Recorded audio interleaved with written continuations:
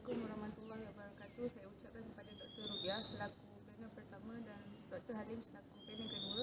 Pada hari ini saya Nur Aina binti Muhammad Rosni ingin membentangkan kajian PSM saya yang bertajuk Kaedah Penyelesaian Terhadap Konflik Pewarisan Harta Pusaka Mu'alaf.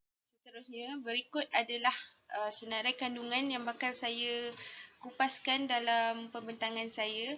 Pertamanya adalah pengenalan terhadap kajian.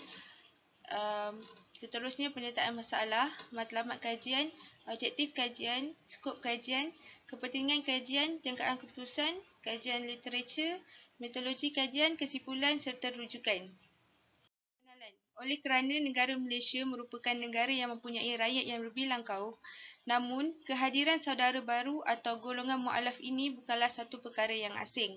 Golongan ini merupakan golongan yang mempunyai hak kesamarataan yang serupa dengan golongan-golongan masyarakat majmuk yang lain. Ini termasuk juga dalam hak pewarisan harta dan pusaka.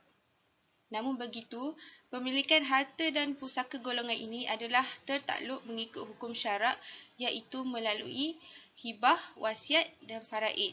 Bidang kuasa bagi pentadbiran dan pembahagian harta pusaka di Malaysia ini adalah di bawah bidang kuasa kerajaan persekutuan seperti yang diperuntukkan dalam Perlembagaan Persekutuan Perkara 4-I-1 Senarai 1 Jadual ke-9 yang mana ia memperuntukkan undang-undang berkaitan dengan harta pusaka, berwasiat dan tidak berwasiat. Seterusnya adalah penyataan kepada masalah kajian yang mana kehadiran mu'alaf ini menyebabkan wujudnya konflik pewarisan dalam perundangan harta pusaka. Masalah ini atau konflik ini terjadi disebabkan oleh kurangnya pendekatan ilmu pengetahuan masyarakat, khususnya golongan mu'alaf yang mana mereka tidak terdedah kepada hak-hak mereka dalam pewarisan harta pusaka bagi golongan mu'alaf. Seterusnya, apa yang dikatakan dengan tidak boleh mewarisi harta pusaka orang Islam, ini adalah bagi seseorang yang bukan beragama Islam adalah tidak boleh untuk mewarisi harta orang beragama Islam. Begitu juga sebaliknya. Seterusnya adalah konflik pewarisan yang berlaku. Merujuk kepada kes perundangan di Malaysia, kebanyakan konflik pewarisan harta pusaka mu'alaf ini berlaku adalah disebabkan oleh perbezaan agama serta disebabkan oleh kes-kes pembubaran perkahwinan terdahulu. Seterusnya, oleh kerana kurangnya ilmu pengetahuan masyarakat, khususnya golongan mu'alaf ini dalam konsep pewarisan harta pusaka, kajian ini bermatlamat untuk memberikan penjelasan berkaitan dengan konflik dan penyelesaian dalam pewarisan harta pusaka bagi waris mu'alaf supaya masyarakat, khususnya golongan mu'alaf ini, untuk lebih memahami konsep pewarisan harta pusaka serta kaedah yang berkesan yang perlu dilaksanakan dalam menyelesaikan isu-isu pewarisan harta pusaka mu'alaf. Seterusnya, saya teruskan dengan objektif kajian yang mana yang pertama adalah untuk mengenal pasti konflik-konflik yang berlaku dalam pewarisan harta pusaka mu'alaf merujuk kepada kes-kes perundangan di Malaysia. Yang kedua adalah untuk mengkaji kaedah penyelesaian bagi konflik pewarisan harta pusaka mu'alaf. Bagi skop kajian ini adalah pertama untuk memfokuskan kepada konflik-konflik yang sering berlaku dalam pewarisan harta pusaka mu'alaf di Malaysia. Yang kedua adalah untuk pengenalpastian bahagian-bahagian yang tidak disentuh dan diperjelaskan secara mendalam terhadap kajian lepas berkaitan dengan pewarisan harta pusaka oleh mu'alaf. Yang ketiga adalah kajian ini lebih tertumpu kepada kes-kes perundangan yang dibicarakan dan diselesaikan di mahkamah tinggi. Dan yang terakhir, data-data kajian ini diperoleh daripada sumber data sekunder iaitu melalui bahan-bahan bacaan kajian lepas. Kepentingan kajian ini dilaksanakan adalah yang pertama untuk golongan mu'alaf memberi pengetahuan serta pendedahan berkenaan dengan konsep pewarisan harta pusaka kepada mu'alaf. Yang kedua, kepentingan kepada waris dan ahli keluarga mualaf, yang mana kajian ini dapat memberikan pendedahan serta pengetahuan berkenaan dengan hak-hak mereka ke atas harta peninggalan si mati. Yang ketiga, kajian ini memberi kepentingan kepada masyarakat dengan melalui pendedahan ilmu pengetahuan khususnya kepada golongan belia dan warga emas, dan kepentingan kajian ini kepada ahli akademik, ianya dapat membantu memberi pengetahuan serta menjadi sumber rujukan kepada para pelajar dan pekaji lain dalam menjalankan kajian lanjutan yang berkaitan. Jangkaan keputusan bagi kajian ini adalah untuk memastikan objektif kajian tercapai, iaitu untuk mengenal pasti konflik-konflik berlaku semasa pewarisan harta pusaka mualaf. Yang kedua, untuk mengkaji kaedah penyelesaian bagi mengatasi konflik pewarisan harta pusaka mualaf, sekaligus dapat memberi cadangan penambahbaikan, di mana pengkaji dapat memberi cadangan terhadap langkah pencegahan dan penambahbaikan, misalnya dengan merujuk kepada keputusan mahkamah dan kes-kes terdahulu yang mempunyai keputusan penyelesaian. Seterusnya, kajian literatur. Dalam kajian literatur ini, saya akan menerangkan berkenaan dengan takrifan kepada mualaf, pewarisan dan harta pusaka. Kedua adalah perundangan harta pusaka yang terlibat, pentadbiran dan pembahagian harta pusaka mualaf, hak-hak waris mualaf, perancangan harta pusaka mualaf, serta bentuk-bentuk konflik pewarisan harta pusaka mualaf. Takrifan. Apa itu mualaf adalah menurut Muhammad Noor Zaid dan Abdul Rahman 2018, mualaf adalah seseorang yang baru sahaja memeluk agama Islam.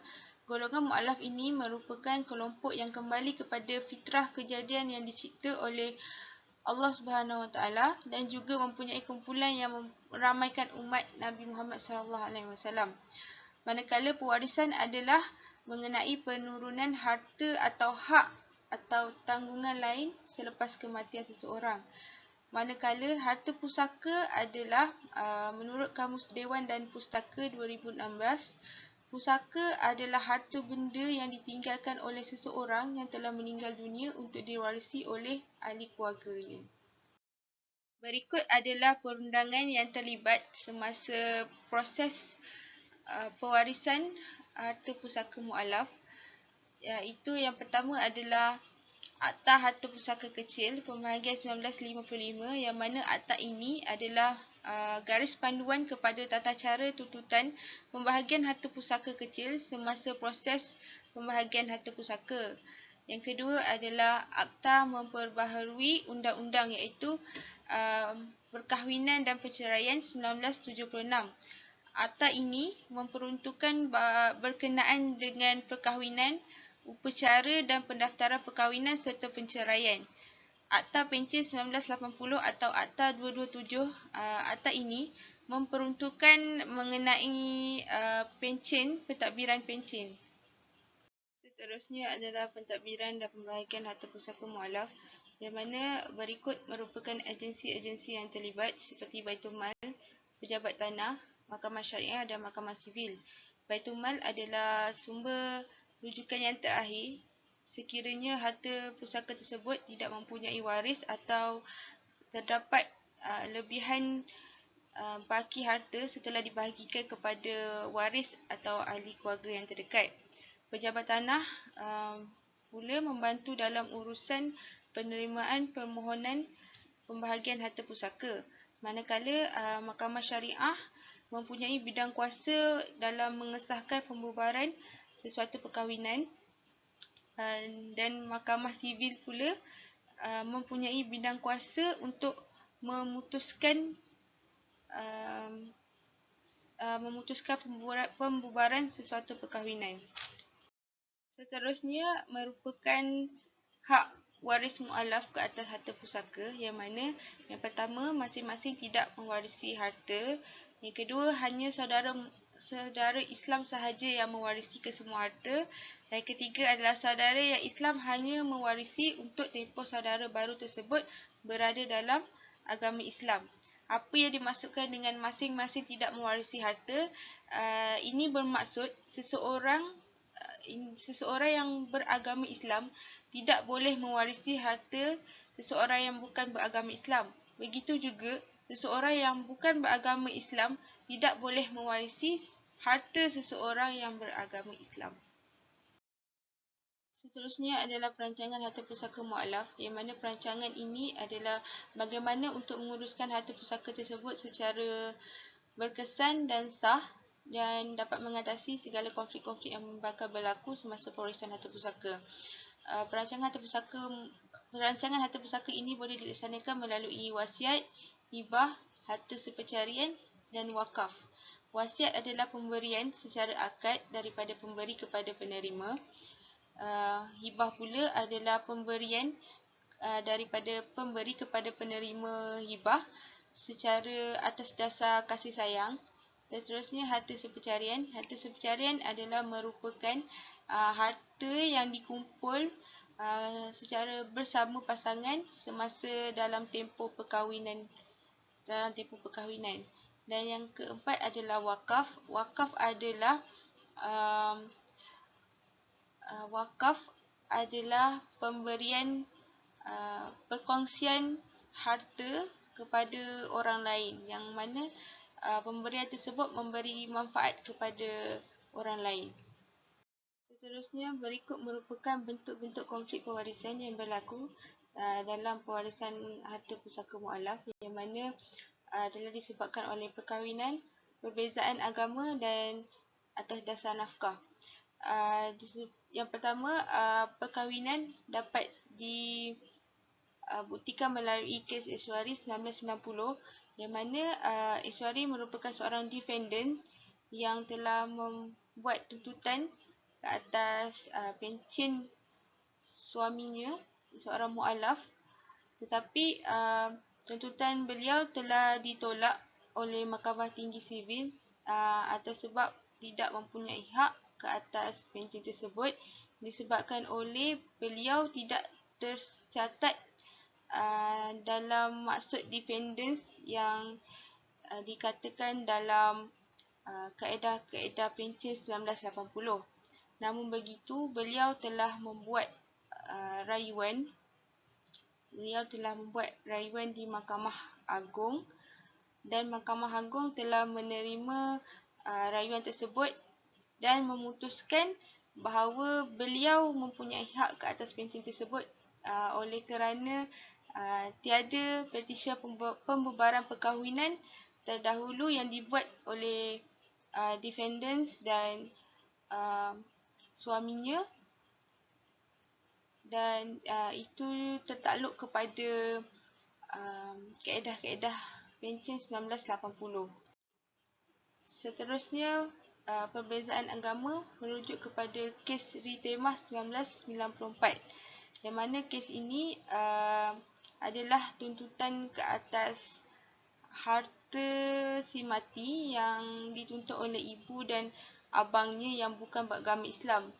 Dan kes ini mahkamah telah memutuskan mengikut undang-undang Islam bahawa mereka tidak mempunyai hak ke atas harta tersebut, dan harta tersebut telah menjadi hak kepada kerajaan di Pahang. Manakala bagi isu nafkah untuk kes Ganesan, secara ringkasnya, Ganesan merupakan seorang mu'alaf yang telah berkahwin dengan isterinya yang beragama Islam, dan telah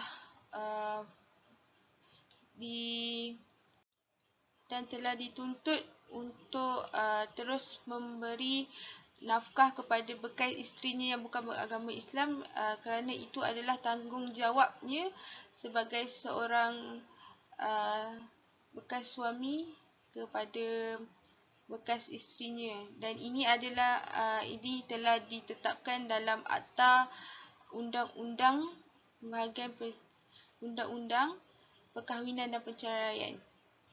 Seterusnya adalah metodologi kajian. Pengenalan.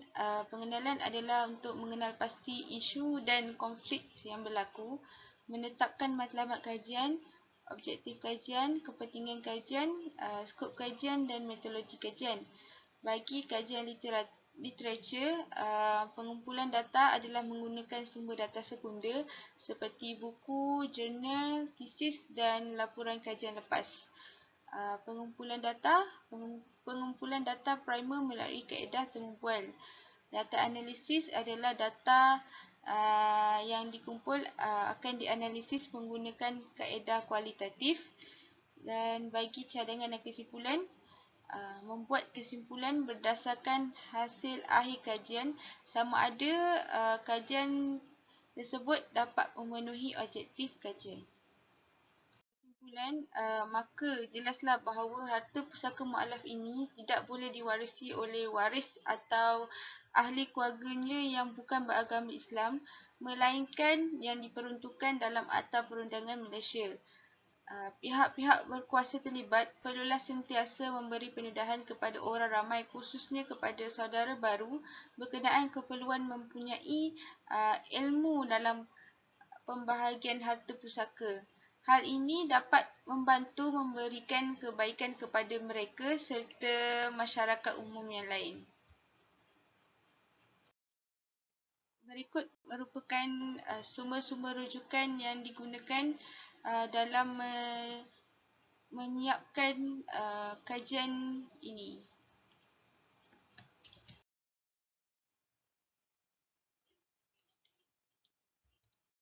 Itu sahaja daripada saya untuk pembentangan kajian projek sarjana muda saya, iaitu kajian ke atas kaedah penyelesaian yang bagi mengatasi masalah pewarisan harta pusaka mualaf. Sekian, terima kasih.